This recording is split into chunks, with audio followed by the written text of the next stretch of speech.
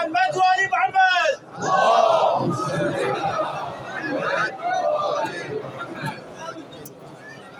والأعمال في هذا اليوم هي الصلاة على محمد وآل محمد.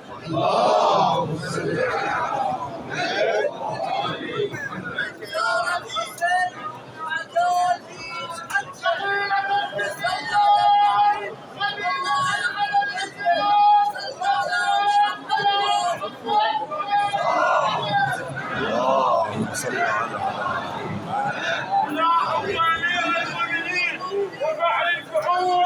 الصلاة على محمد وآل محمد.